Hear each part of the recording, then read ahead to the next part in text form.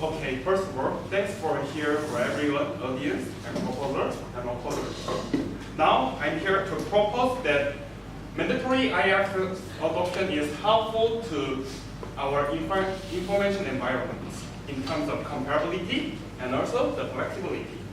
First of all, according to Dewey, it allows for greater comparability, which means, for example, financial statements prepared according to same standards can be compared more accurately, which means it brings comparability. And then, furthermore, investors from different countries can compare business now through this. So, what it brings to information environments?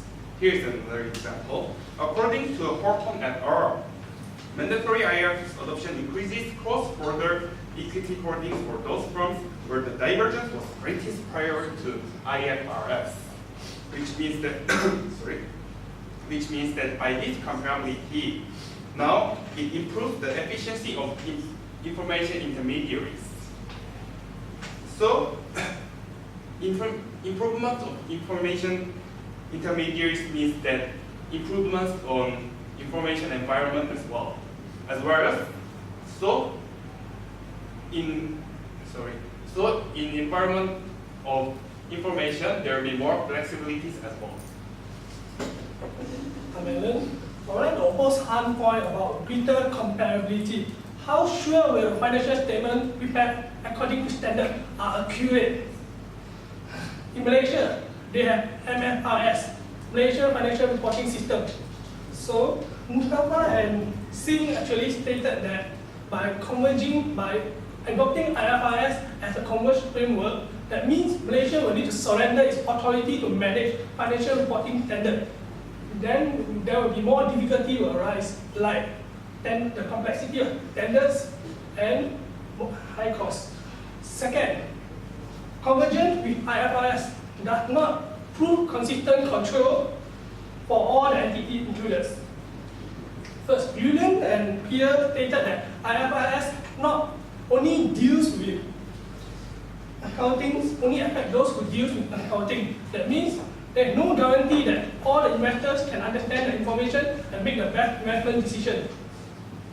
Flexibility, efficiency, no way. IFRS is considered a high-quality set of standard providing valuable information to investors. According to researchers by Barth et al., the firm's reporting quality is increased since IFRS exhibit lower earnings management in comparison to local GAAP. In following the compliance of IFRS 9, for financial instruments recognition and measurement, IFRS 13 states that any changes of values in the asset and liabilities are recognized as unrealized gain and loss.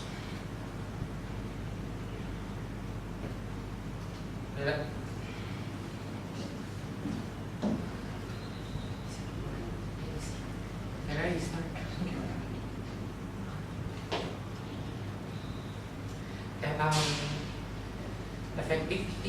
Effectively increasing and decreasing the net income as well as equity in balance sheet.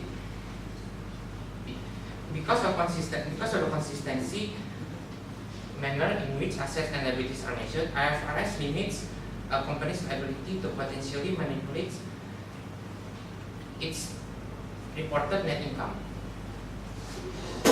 I'm Hui, the second opposer. I will argue that does IFRS improve information environment?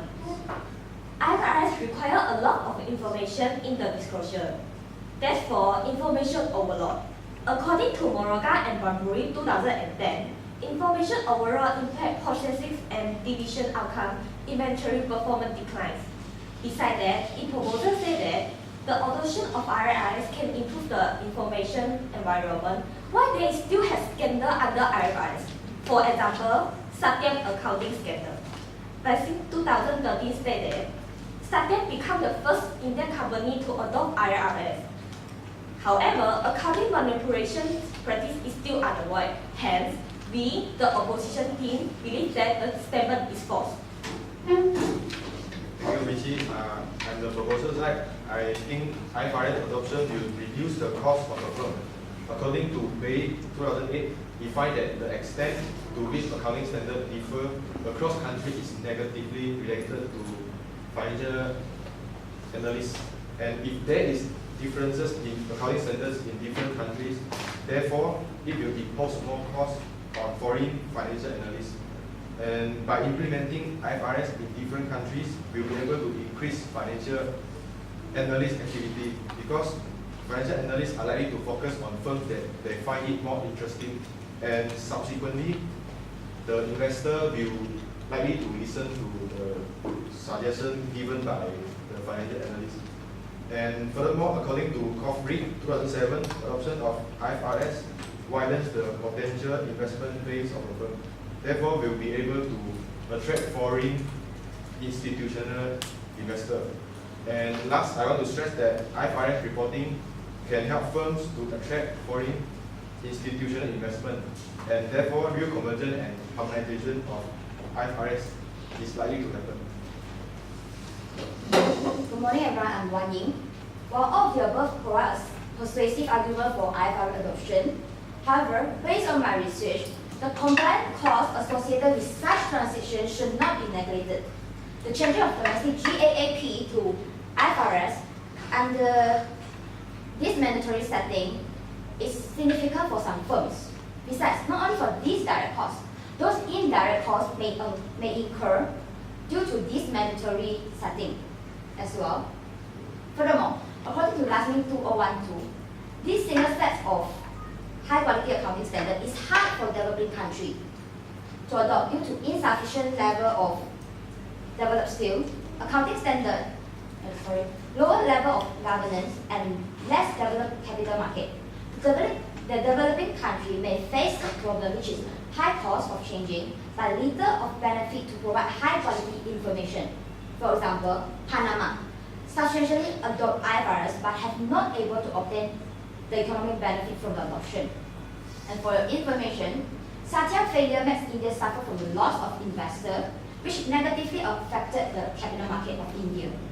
Therefore, in a conclusion, we strongly disagree that the adoption of IFRS will benefit the information environment as well as the harmonization and real convergence will not incur due to the point we mentioned just now, which are complexity of standards, overall information will affect the decision-making process, and also the high compliance costs.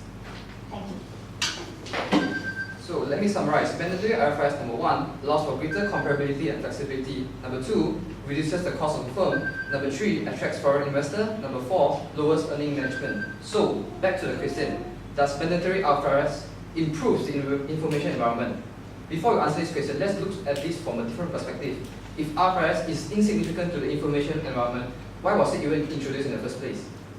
If people can walk, why was car even invented in the first place? Judging from the fact that there's such a high accident rate, people still drive car until this very day. IFRS has this law, but countries are still using it. Why?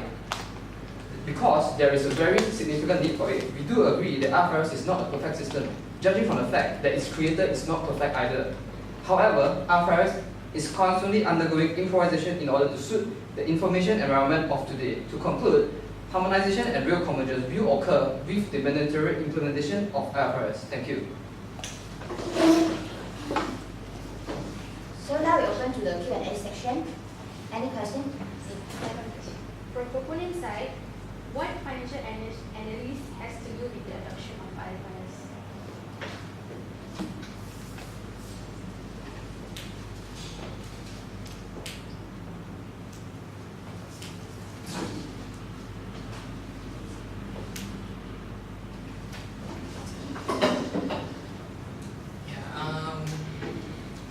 Because it improves the comparability.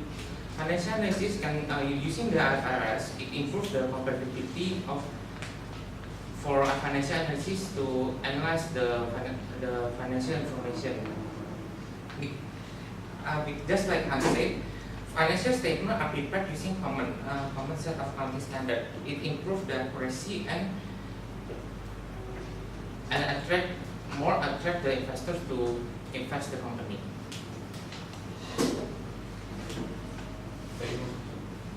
I'm present. Just now the opponent mentioned that the developing country like Panama is unable to obtain the benefit from IFRS. Can you give more country, for example? As one country was mentioned just now, I feel that the evidence is not that strong. Okay. For the answer, based on my research, there is still a lot of countries which face this kind of problem, like the country of South Africa, Botswana. It sounds weird, but it's a country that is facing this kind of problem. And also Romania, Nepal, this kind of country. Thank you.